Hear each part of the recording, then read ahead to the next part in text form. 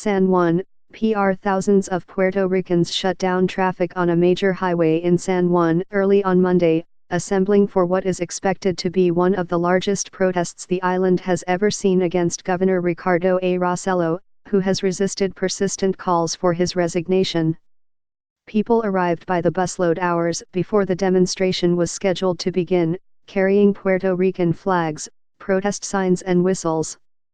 They broke into chants demanding the ouster of Mr. Rossello, who said on Sunday that he will not seek re-election in 2020 but will remain in office and face possible impeachment. Monday's protest is part of an island-wide strike that could paralyze Puerto Rico beyond San Juan.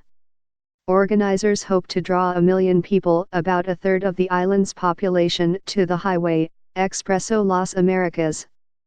That would eclipse the massive crowd that marched from the capital to the governor's mansion, La Fortaleza, last Wednesday, culminating in clashes with the police. Protests against Mr. Rossello began more than a week ago, after the publication of 889 pages of a leaked group chat between the governor and his closest aides. Besides being offensive, the messages revealed a cozy relationship between the governor and former staff members who now represent special interests. The crude messages were the final straw for Puerto Ricans who have suffered for years because of economic austerity measures and the devastation of Hurricane Maria. Mr. Rossello's defiance and decision to remain in office has only fueled protesters to stay in the streets longer. Late on Sunday, demonstrators trapped a group of mayors and lawmakers who had met with the governor, blocking them from leaving until the police intervened. The spontaneous protest took place in the upscale municipality of Guaynaba, a place typically supportive of the governor, signaling that he has few places on the island left on his side. Ahead of Monday's march, the biggest shopping mall in San Juan, Plaza Las Americas, announced that it would not open for the day. And cruise ships will again be diverted from calling at the port on Monday, keeping thousands of tourists away from small businesses in Old San Juan that depend on them. On Monday morning, El Nuevo Dia, Puerto Rico's largest newspaper, published a rare front-page editorial. "Governor, it's time to listen to the people," read the above-the-fold headline. "You must resign." Attending the march on Monday were Puerto Ricans not only from municipalities across the island but also members of the vast Puerto Rican diaspora who returned home to join the protests.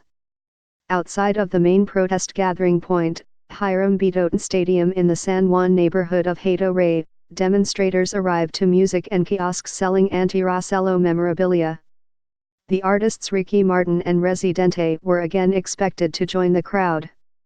The protests amount to a rejection of decades of mismanagement by leaders who always seemed to benefit while ordinary Puerto Ricans suffered. Grievances have been building up over 12 years of economic recession, a debt crisis that has prompted layoffs and cutbacks in public services, and the botched response to Hurricane Maria.